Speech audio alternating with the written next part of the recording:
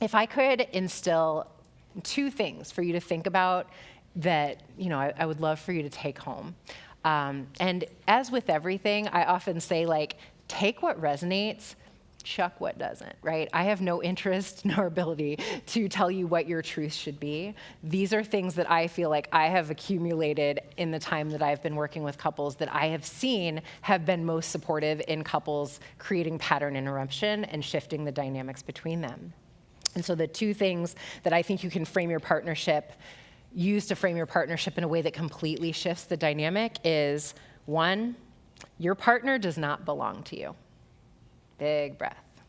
And whatever is being evoked within you is an opportunity for you to come into alignment with, what is this showing me about me that this person would have an extramarital affair? Like, what is the narrative that I have been fed that is telling me something about what this means about my self-worth, that this would happen to me? And is it true? Because, a lot of times, the other big reason that couples come to see me is infidelity, right? Like, we're attempting to repair after that type of a rupture. And normally what I have seen is the person who steps outside of the partnership, it has very little to do with their love for their partner and so much about, like, the way that I was not feeling good about myself and where I am in my life and who I am at this moment. And all of a sudden, this gave me a little bit of a dopamine hit. It gave me the same thing that I get when I'm doing drugs, right? And I felt alive, and I felt, inspired to be more than I had been. And as much as it, is challenging when we're in the midst of a betrayal that I don't want to minimize, how painful that is the work to really, bring what I love to call our inner adult into the conversation and say, if I believe this person isn't this omnipresent parent that was supposed to have all the answers and know how to have the capacity to do and be all of those things for me, what else could be true other than my worth is tied to someone's ability to choose me forever and never step outside of the boundaries of that, right? But that your partner doesn't belong to you. There's this movie out, what is it? Poor Things. Thank you. See, team of brains over there. But it was so funny. And if you haven't seen that movie, I'm not going to give anything away. But there's this scene in the movie where he's in love with Emma Stone's character. And he's like, I love you. You need to marry me. And she's like, I can't marry you. I'm already engaged to somebody else. And he's like, I love you. Marry me or I'll throw you over the ship. And she's like, so you love me, I marry you, or you'll kill me? And it's just so much of loving you means I get to possess you. That is what we are raised in. But if we believe that each of us actually belongs to the cosmos, big breath, another person is not for us to own. And, doing this work, my conceptualization of love has really shifted over the last couple of years. And to me now, love means your soul is safe with me. And that means even if our journeys need to part ways, even if the thing that is best for me loving you is not for us to stay in this relational container, even if there's someone else that could conceivably make you more happy than I could, I love you. I want your soul to have every experience your soul's path was meant to have in this lifetime. I can't tell you all the extent to which I know for sure, I'm getting emotional as I say it. I am loving my kid's father so much better than I did when we were married. I have watched him have experiences of love that overflow me with so much happiness for him because I wasn't loving him that way. And so I sort of got out of the way. We joke a lot that we were blocking each other's chi because, the life force really started to flow for both of us when we got out of each other's way. But we're so terrified of endings and the expirations or death, right? And what I've come to understand is on a soul level, none of that is actually real. Things change form, even these bodies. But there's a part of us that continues, right? And that's a whole other conversation, but not one we'll get into in the context of relationships. But so I gave you guys a worksheet that's on attachment versus differentiation and individuation, which is the work that I believe, based on Carl Jung's work, is a lot of what we came into these bodies ultimately to do, right? And so a little bit, I just want to go through it quickly because I want to give you guys time if like anything's coming up to process. But so much of what we have been and sort of has been the baseline for couples work and what is like healthy relating is a really attachment-based model. And to me, that is really like my partner is responsible for doing a lot of the reparenting work that I have found and am living proof we are capable of doing for ourselves. Now, again, I can't emphasize this enough. That doesn't mean that we don't need one another and that we don't need relationships. But the way that I hold our relationships today is that our relationships are sort of the curriculum. And I believe in divine assignments. I don't think anything is random. I believe that we collide with other souls at different points of our journey for the information and the curriculum that this interaction was meant to provide us with. And sometimes that's a month, sometimes that's a night, sometimes that's several years, and sometimes that's a full lifetime for some people in their collisions, right? I believe it's all beautiful, but I think we are starting to expand our conceptualization of what it means to like have someone in my life that I love. I know for sure my kid's father is one of the absolute loves of my life. Like that will never change. We're family forever, ever. And the marital container is not what sort of created that as a truth, right?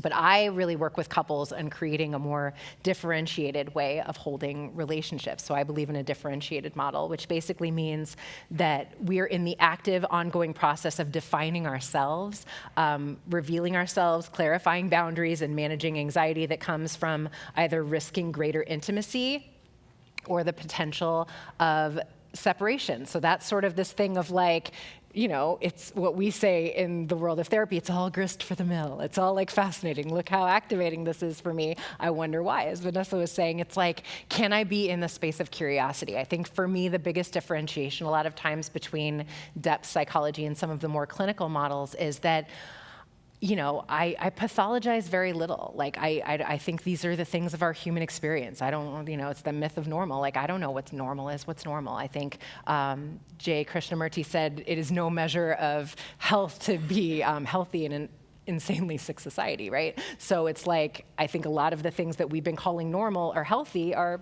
arguable, right? But I think we're starting to be in the space of like, how do we, whoever the people are in the relationship, co-create what feels like truth and aliveness and us defining these relationship dynamics for ourselves, right? Now, I have on here a chart that is, something I came up with that's sort of like playing with these ideas of the energetics of codependency, hyperindependence, and interdependence. Now, I cannot say this more strongly enough because y'all, pop psychology has done an incredible job of making these identities. Like, I am an anxious attached person. You are not.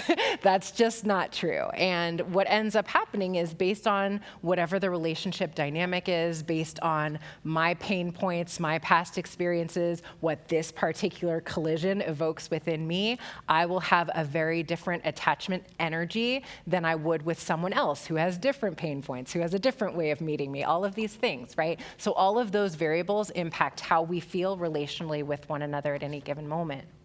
And so you can sort of like go through the chart and see what ends up, I feel like, being helpful is just sort of taking responsibility for the energy that I'm in.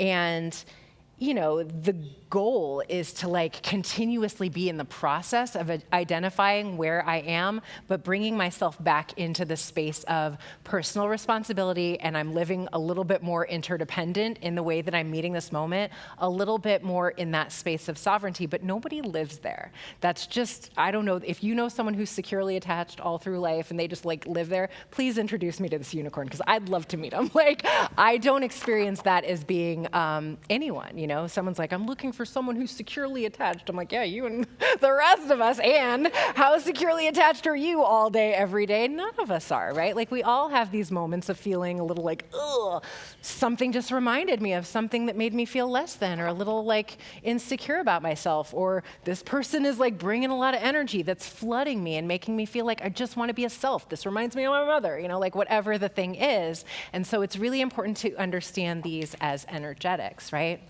And so if you flip it to the other side, this is what I love to call my cliff notes of how I understand masculine and feminine energetics. And these are just energetics that I started to play with based on what I was understanding are like the energies of the way that like wounded or distorted energetics of masculine and feminine energy show up within all of us. And what I will say is these are not gendered as much as we will have like a core energetic that we sort of operate from. These dynamics come up constantly, and we work through them and talk through them in my same-sex couples, my non-binary clients. Like this, these are energetics that live and are alive within all of us. The point of the Cliff Notes or the cheat sheet is to sort of say, like, where is my energy right now so that I can take responsibility for my energy, right?